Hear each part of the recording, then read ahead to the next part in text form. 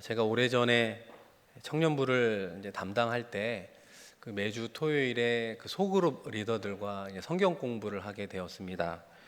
오전 9시 30분쯤에 이제 모이는 시간이었는데 청년들이 주로 이제 금요일 날 늦게까지 여러 일들이 있다 보니까 9시 반에 오는 청년은 딱 한 명, 한 자매였습니다. 그리고 나머지는 10분 혹은 20분, 30분 이렇게 늦는 경우가 있었습니다. 그렇게 늦는 청년들이 있다는 건 아침 식사도 못 하고 오는 거 아닌가 이런 생각에 이제 빵하고 음료 이런 간단한 이제 아침을 준비하면서 매주 이제 토요일 모임을 하게 이제 되었습니다. 그런데 이제 9시 반 전에 가면 꼭 한 자매가 이제 그 자리를 지키고 있는 거죠. 그런데 공교롭게도 이제 그 자매와 저는 약간 조금은 불편한 느낌을 서로 가지고 있었습니다.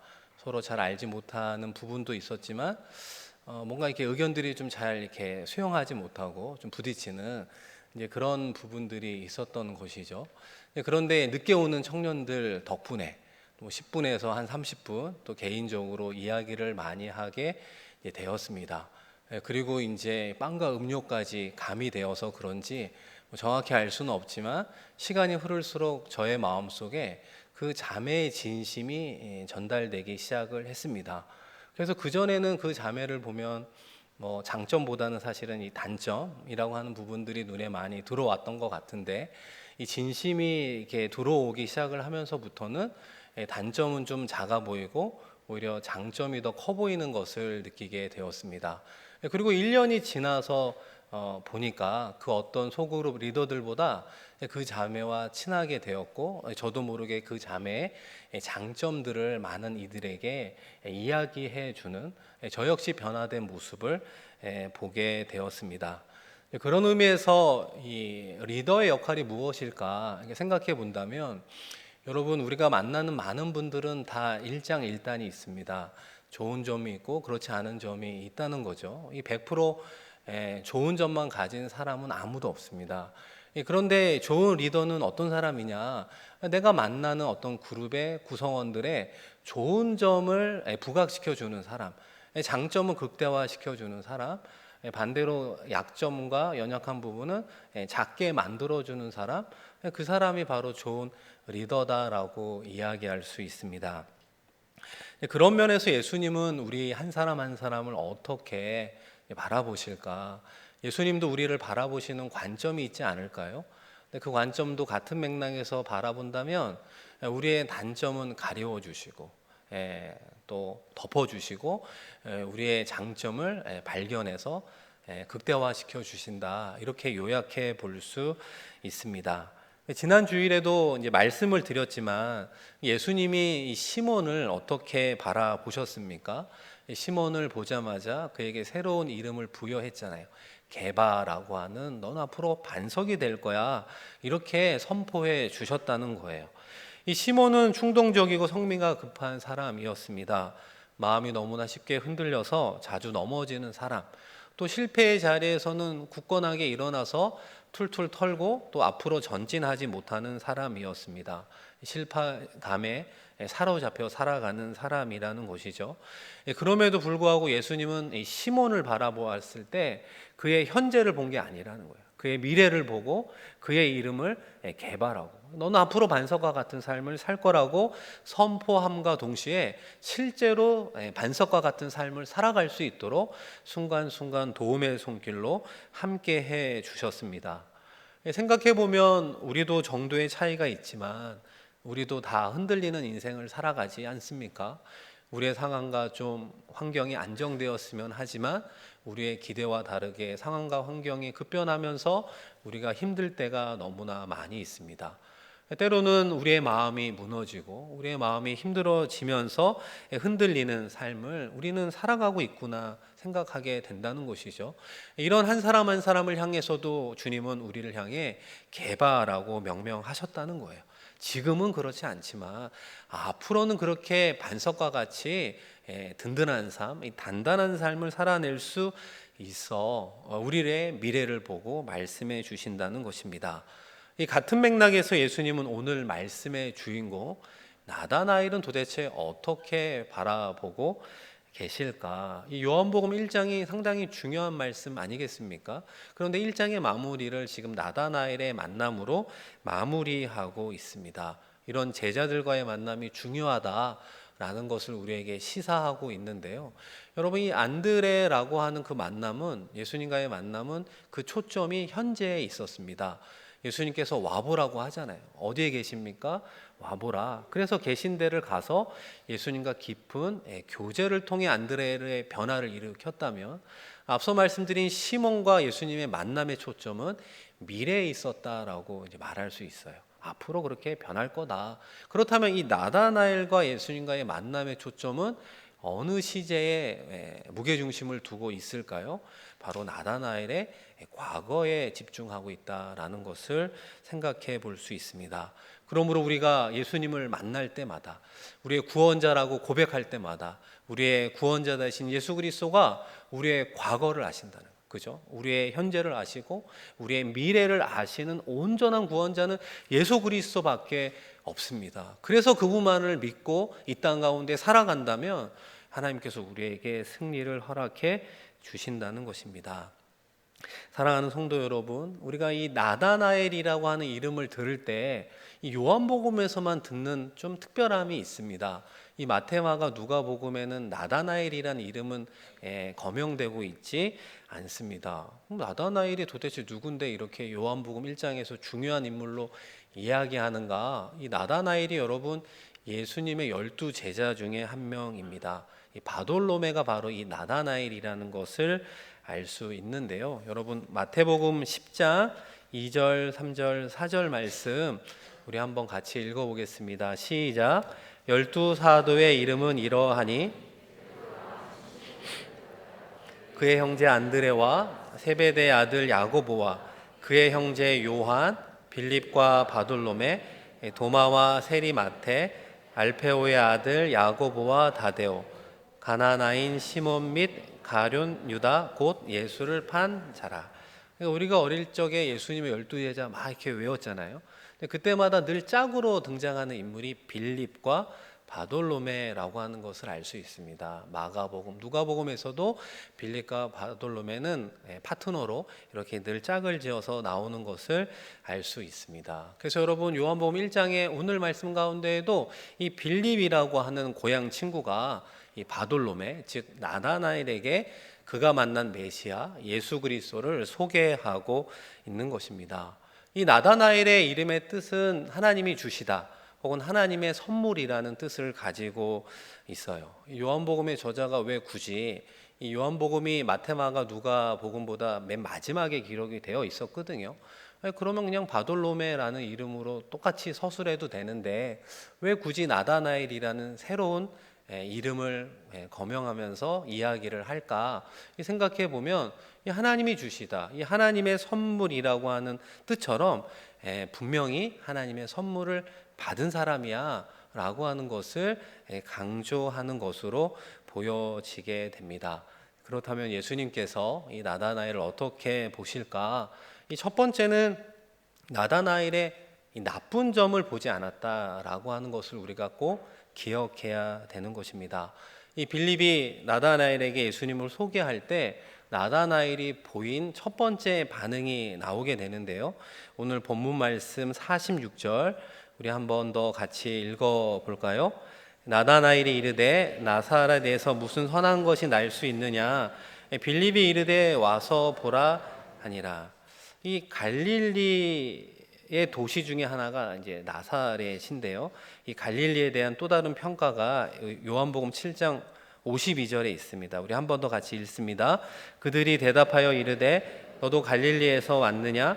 찾아보라 갈릴리에서는 선지자가 나지 못하느니라 하였더라. 이 갈릴리 가운데 작은 도시가 이제 나사렛이라고 말씀을 드렸습니다. 어쨌든 나사렛과 이 갈릴리는 이 천한 곳이었습니다. 그 당시 뭐 객관적으로 봐도 도시도 아니고 아주 천한 촌동네와 같다라고 이야기할 수 있습니다. 그런 표현이 틀린 건 아닌데 이 나다나엘의 이 표현은 사실 예수님을 좀 경멸하는 표현이다라고 생각해 볼 수 있습니다. 왜냐하면 이 나사렛은 예수님의 부모인 요셉과 마리아의 고향이기 때문에 그렇습니다. 예수님의 부모의 고향인 나사렛을 무시하는 발언을 예수님이 들으면 기분이 좋겠습니까? 예를 들어서 우리 교회에 어떤 성도가 오시게 되었는데 어디서 오셨냐고 늘 물어보게 되잖아요. 그래서 미국의 라스베가스에서 왔다고 이야기를 하는 겁니다. 어디까지 가정인데요. 이제 그러면서 이제 그 이야기를 듣고 그냥 속으로만 생각하면 되는데 어떤 분들은 이게 속의 생각을 입으로 이렇게 하시는 분들이 있잖아요. 카지노의 도시에서 오셨군요.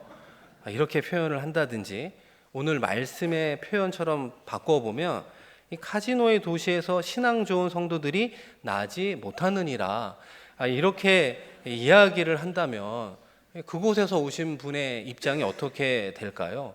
그 당사자 앞에서 그렇게 이야기를 하면 오해하기도 하고 기분이 상할 수도 있을 것입니다.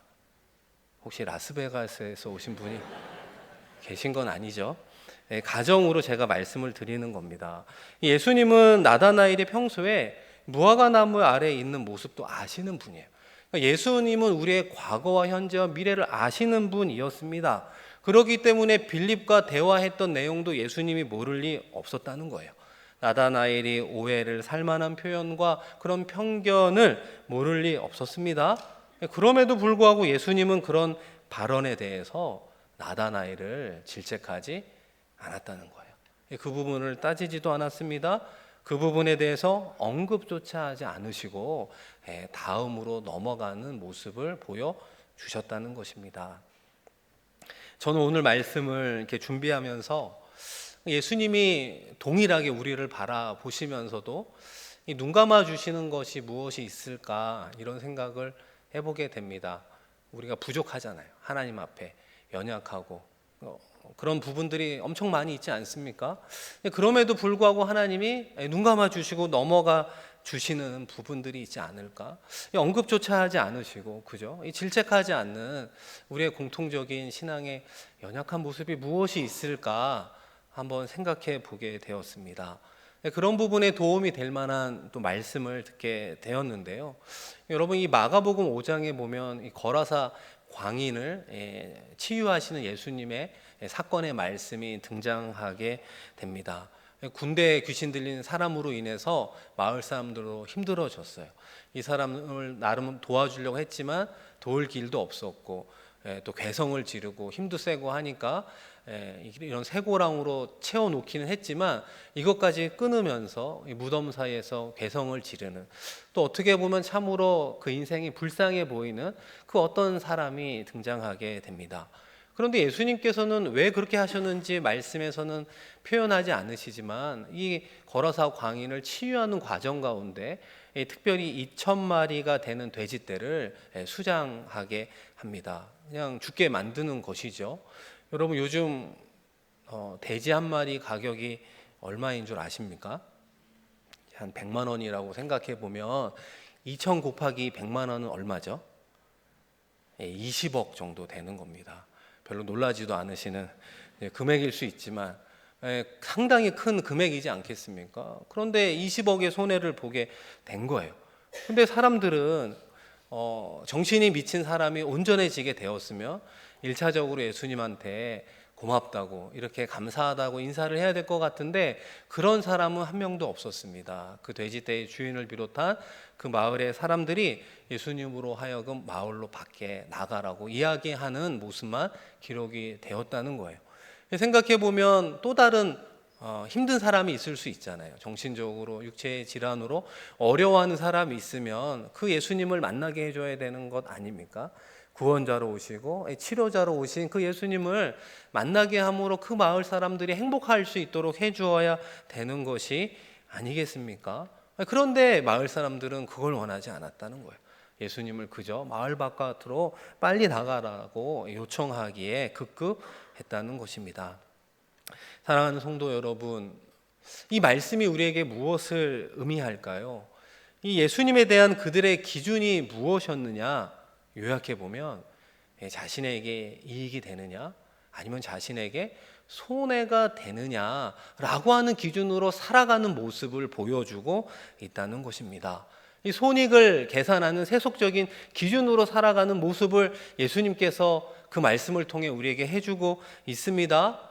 동시에 그것은 우리에게 무엇을 도전하고 있느냐, 우리의 신앙생활의 기준이 도대체 무엇이냐를 우리에게 물어보고 있다는 것입니다. 여러분의 신앙생활의 기준이 무엇입니까? 여러분 깊숙이 들어가 보면 우리에게 이익이 되느냐, 우리에게 손해가 되느냐, 우리도 별반 다를 것 없는 그런 기준으로 신앙생활하고 있는 것은 아닌가. 우리가 주님을 위해서 살아가겠습니다, 입술로 고백을 합니다. 이제는 하나님 이것을 주십시오, 저것을 주십시오, 더 달라 하는 신앙이 아니라 이제는 우리가 우리의 인생을 주님께 드리는 인생을 살아가겠습니다. 우리는 입술로는 고백하며 살아가고 있는데 우리의 일상에서 그 이후에 나의 자존심을 건드는 일을 경험하거나 내가 정말 하기 싫은 일을 해야 되는 상황을 직면하게 되거나 내가 생각하기에 이게 100% 맞다고 생각하는데 그것과 다른 주장을 마주하게 되었을 때 우리는 어떻게 반응하고 있습니까? 하나님이 허락해 주신 것 믿음으로, 기쁨으로 받아들이지 못하고 있다는 것입니다. 그럴 때마다 불평하고 그런 상황을 허락하신 하나님을 너무나 쉽게 원망하며 살아가고 있는 것이 우리의 신앙의 모습이 아닙니까? 사랑하는 성도 여러분, 이것이 왜 그럴까요? 그 이유는 딱 하나입니다. 그것은 바로 우리가 우리 자신을 사랑하기 때문에 그래요. 우리가 하나님보다도 우리 자신을 사랑하는 존재로 살아가고 있기 때문에 그렇습니다. 입술로는 하나님을 사랑한다고 하지만 결론적으로는 나를 사랑하고 살아가고 있기 때문에 나에게 이익이 되느냐 그렇지 않느냐가 나의 신앙생활에 너무나 중요한 기준이 되어버리고 말았다라는 것입니다. 그럼에도 불구하고 여러분, 올 한 해를 뒤돌아보면 좋겠습니다. 우리가 사람들 앞에서도 부족하고 연약한 모습이 있을 수 있잖아요. 그러나 하나님 앞에서 비춰본다면 우리의 부족하고 연약한, 때로는 부끄럽고 송구한, 정말 죄악의 그런 모습이 얼마나 많이 우리 가운데 있었습니까? 생각해보면 그 많은 장면들이 분명히 있었을 것입니다. 그런데 예수님께서 그것을 하나하나 일일이 지적하시고 질책하고 뭐라 나무라지 않으시고 다시 한번 우리를 예수 그리스도의 보혈로 덮어 주셨다는 것입니다. 그 보혈로 덮어주시고 은혜의 모습만 우리를 생각한다라는 것이죠. 우리의 머리로부터 어깨와 몸통과 우리의 손과 발까지 오직 예수 그리스도의 보혈로만 덮어주시고 그 보혈을 통해서 우리를 하나님께서 바라보아 주신다는 것입니다. 우리가 그런 하나님의 은혜를 받았기 때문에 하루하루 살아갈 수 있었습니다. 그렇게 2019년이 왔고 그렇게 2019년 12월이 오게 되었습니다. 우리는 그 가운데 하나님으로부터 받은 그 사랑, 그 은혜를 결코 잊어서는 안 될 것입니다. 이 두 번째로 예수님께서 이 나다나엘에 무엇을 보았습니까? 이 나다나엘의 좋은 내면을 보아주셨습니다. 그 가운데 좋은 점을 찾아주시고 특별히 칭찬해 주셨는데요. 오늘 47절 말씀 한번 같이 읽어보겠습니다. 시작. 예수께서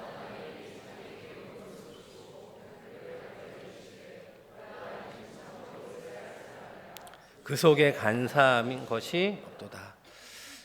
예수님께서 이 나다나엘의 아주 좋은 점을 부각시켜 칭찬해 주고 있습니다. 예수님의 기대에 맞는 것인지는 알 수 없지만 나다나엘의 작은 것 하나를 크다라고 이야기해 주고 있는 것이죠. 얼마나 크다라고 칭찬해 주느냐, 보라 이는 참 이스라엘 사람이다라고 이야기하는 거예요.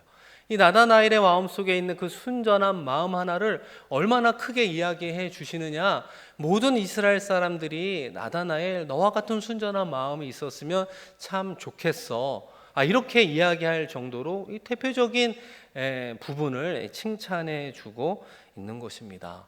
이 사도 바울의 고백처럼 이 표면적 유대인이 유대인이 아니다. 표면적 육신의 할례가 진정한 할례가 아니다. 이 보이는 것이 아니라 보이지 않는 이 내면적인 부분이 중요하다라고 이야기하는데, 바로 예수님은 나다나엘의 내면에 있는 그 순전함을 크게 칭찬해 주고 있는 것이죠. 그러면서 그 이유가 그 마음속에 간사함이 없다라고 이야기하는 거예요. 교활함이 없고 거짓됨이 없는 그 순전한 마음을 높이 평가해 주고 있는 것입니다. 이 사랑하는 성도 여러분, 그럼 우리를 뒤돌아보면 우리도 다 동일하게 나다나엘처럼 순전한 마음의 소유자인가요? 그런 부분에 해당되는 부분도 있지만 그렇지 않은 부분도 있지만, 중요한 사실은 예수님이 우리 한 사람 한 사람이 갖고 있는 그 장점, 그 좋은 점을 발견하고 크게 칭찬해 주고 있다는 것입니다. 그러므로 우리는 예수님이 어떻게 나다나엘의 장점을 크게 부각시켜 주었는가, 그것을 어떻게 발견하였는가라고 하는 그 흐름에 주목해 보아야 합니다. 예수님이 어떻게 나다나엘을 그렇게 칭찬하기에 이르렀을까, 그 과정을 한번 생각해 보아야 하는데요. 이 나다나엘은 자신의 속을 훤히 보는 예수님의 만남을 통해 큰 충격에 빠졌습니다. 그러면서 어떻게 나를 아십니까? 질문하기도 하는 것이죠. 이 나다나엘이 아무리 생각해봐도 예수님을 만난 기억이 없기 때문에 그렇습니다. 초면인데도 불구하고 어떻게 자신의 내면을 꿰뚫어 이야기할 수 있을까? 이렇게 이야기를 하는 것이죠. 나다나엘은 예수님과의 만남이 낯설었습니다. 그러나 성경은 무엇을 이야기하느냐? 예수님은 나다나엘을 낯설어하지 않았다. 나다나엘의 과거를 잘 알고 있었다라고 하는 것을 우리에게 이야기하고 있다는 것입니다. 예수님이 칭찬하신 나다나엘의 순전한 그 모습은 과거로부터 나다나엘이 보여주었던 그 특징들이 쌓여서 나타난 결과라고 하는 것을 이야기해 주고 있다는 거예요. 그래서 여러분, 예수님께서 이 바라보는 시선이 있어요. 여러분의 일상, 여러분의 삶의 자리 가운데 살아갈 때 예수님이 바라보는 그 시선이 존재하고 있다는 거예요. 그래서 우리가 그 시선을 마주하게 될 때 영적인 만남이 이루어지게 되는 거고요. 우리가 보든지 우리가 느끼지 못할 뿐이지 우리와 함께 동행하시는 예수님이 있다라는 것입니다. 그것이 계속해서 우리와 함께하고 있는데, 예수님은 나다나엘의 어떤 점을 이야기해 주고 있습니까? 우리 48절 말씀 같이 한번 읽어보겠습니다. 나다나엘이 이르되 어떻게 나를 아시나이까? 예수께서 대답하여 이르시되 빌립이 너를 부르기 전에 내가 무화과 나무 아래에 있을 때 보았노라. 아멘. 여러분, 이 말씀은 이런 의미가 함축되어 있는 거예요. 이 빌립이 너를 부르기 전에 내가 너를 먼저 보았다. 이 보았다의 의미는 알고 있다라고 하는 것을 이야기하는 거예요. 그러므로 너를 부른 것은 빌립이 아니라 나다라고 이야기하는 거예요. 내가 너를 불렀으니 너는 내 것이다 라고 하는 말씀이 오늘 읽은 48절 가운데 들어가 있는 중요한 의미다라고 말할 수 있는 것입니다. 그만큼 소명의 자리였던 이 무화과 나무 아래의 그 모습은 나다나엘에게도 중요한 것이었지만 예수님에게도 중요한 곳이었음을 이야기하는 것입니다. 여러분, 이 무화과 나무 아래라고 하는 표현은 우리가 잘 이해할 수 없지만, 이 갈릴리 지방에서는 서민들은 집안의 개인의 서재가 없었습니다. 그래서 공동의 서재를 이용했는데, 그것이 동네에 있는 무화과 나무 아래에 우리로 치면 평상 같은 걸 만들어서 사람들이 말씀을 읽고 묵상하고 기도하는 곳으로 사용이 되었습니다. 왜냐하면 이 무화과 나무의 높이가 한 4m, 잎이 옆으로 펼쳐지면 한 7m 정도 되어서 그늘을 만들어 주기 때문에 그 무화과 나무 그늘 아래에서 서민들이 개인적인 시간을 보내었던 것입니다. 그래서 예수님께서 나다나엘을 이 무화과 나무 아래 보았다라고 하는 것은 내가 많은 사람들이 있던 없던 그곳에서 말씀을 읽고 묵상하고 기도하는 모습을 내가 똑똑히 보았노라. 내가 그곳에 너와 함께 하였노라 라고 하는 것을 말하고 있는 것입니다. 어느 분의 이제 카톡에 보면 이런 표현이 있더라고요. 그 남아공의 유명한 영성 신학자 그리고 목회자였던 앤드류 머리라고 하는 사람이 쓴 쓴 표현이 하나 있는데요. 우리 한번 그 화면을 보면서 같이 한번 읽어보도록 하겠습니다. 시작. 기도할 때 인간은 자신을 하나님께 바치고 말씀을 읽을 때 하나님이 인간에게 자신을 주신다. 되게 멋진 표현이죠. 기도할 때 인간은 자신을 하나님께 드리는 것입니다. 대부분 자신의 연약함, 자신의 실패, 자신의 힘듦, 그런 모든 것을 하나님께 올려드린다라는 것을 이야기하고, 우리가 말씀을 통해서 무엇을 받습니까? 하나님 자신을 받는다는 거예요. 하나님의 사랑을 받고 하나님의 뜻을 발견하고 우리를 향하신 하나님의 원대한 꿈을 우리는 말씀을 통해 받으며 교제할 수 있는 것이죠. 그런 의미에서 진정한 신앙생활이라는 건 이 자기 중심주의에서 이 하나님 중심주의로의 전환을 이루어가는 것입니다. 그런 의미에서 빠질 수 없는 것이 무엇이냐? 말씀과 기도의 유기적인 삶이다라는 것을 말할 수 있습니다. 중요한 점은 예수님은 무화과 나무 아래에 있는 모습을 다니엘의 인생 가운데 가장 중요한 장면으로 꼽고 있다라는 것입니다. 예수님은 무화과 나무 아래에 나다나엘을 보았고 알았고 함께하였고 불렀기 때문에 그렇습니다.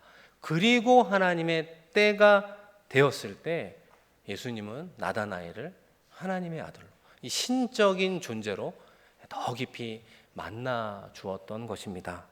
사랑하는 성도 여러분, 올 한 해를 뒤돌아보면 어떤 기억들이 파노라마처럼 여러분 지나가고 있습니까? 기쁘고 행복하고 감사하고 막 박수치면서 환호하던 참 행복한 장면들도 많이 있을 수 있겠죠. 그러나 또 어떤 분들에게는 그런 장면들보다는 또 마음 아프고 힘들고 눈물 흘리지 않고는 견딜 수 없었던 그 고통, 그 어두움의 어떤 장면들이 있을 수 있습니다.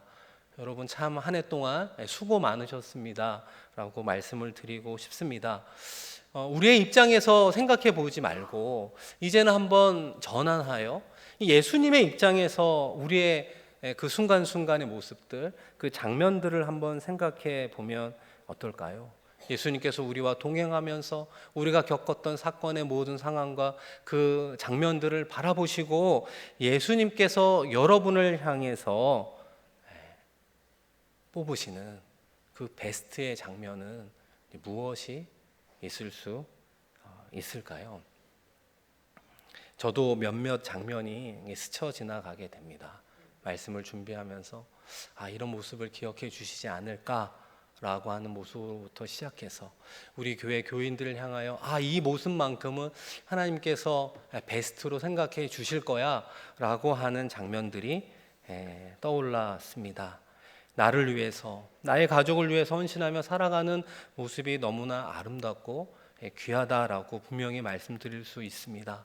그러나 예수님께서 우리를 향해 뽑고 싶어하는 그 베스트의 장면은 오히려 나로부터 멀어져 있는 그 누군가를 위해 희생하고 섬기며 오히려 눈물을 흘려 기도하는 중보기도자의 그 눈물이 아닐까.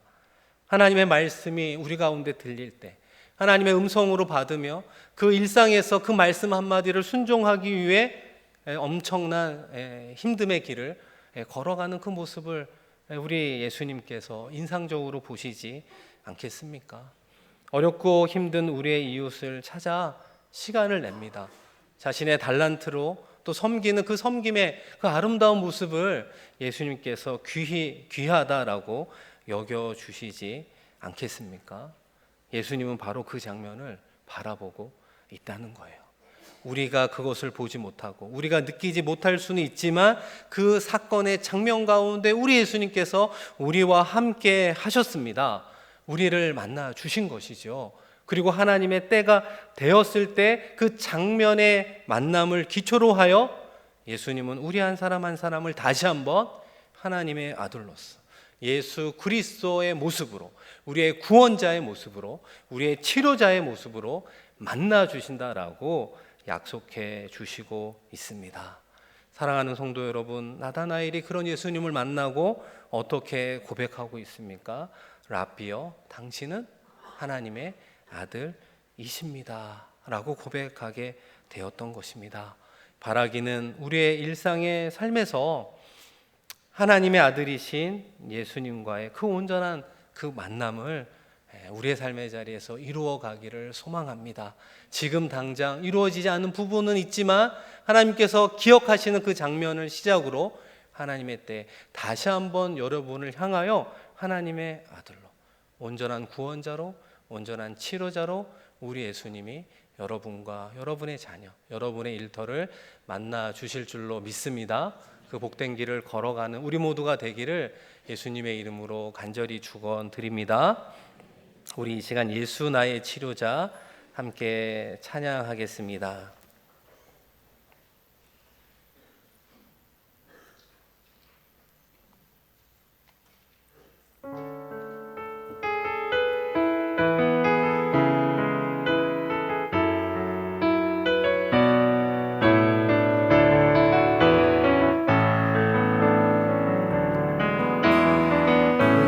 나의 좋은 치료자, 그의 눈이 머무는 곳은 나의 슬픔과 고통, 내게 들어 그의 눈을 볼 때에 난 알았네. 예수 나의 좋은 치료자,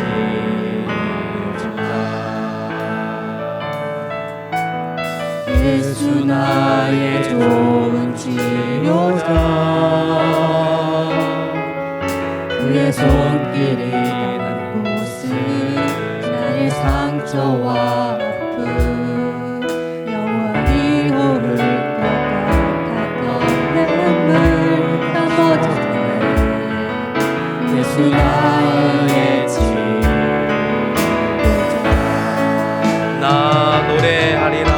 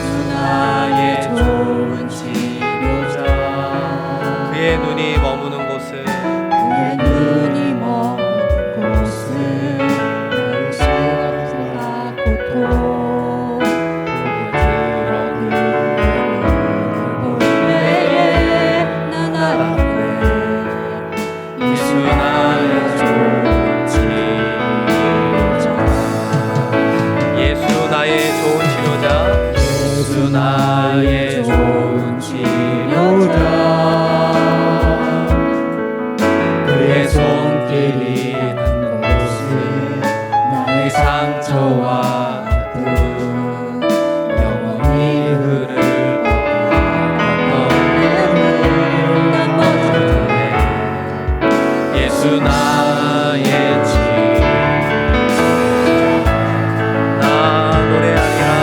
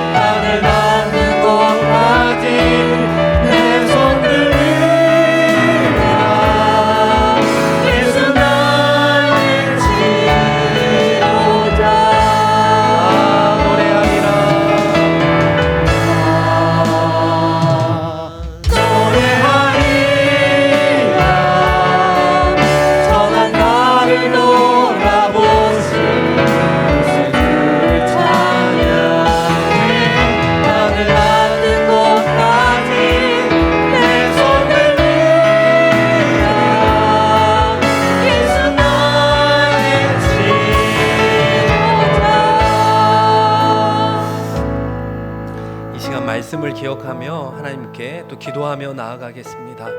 올 한 해를 뒤돌아보면서 하나님의 은혜 가운데 왔습니다. 감사하며 기도하는 우리가 되었으면 좋겠습니다. 한 해를 뒤돌아볼 때 정말로 하나님 앞에 나의 가장 연약한 모습, 나의 월스트의 모습은 무엇이 있었나 우리가 한번 생각해 보면 좋겠습니다. 하나님 앞에 부끄럽고 죄송하고 너무나 민망하여 고개조차 들 수 없는 나의 연약한 모습이 여러분 있지 않습니까?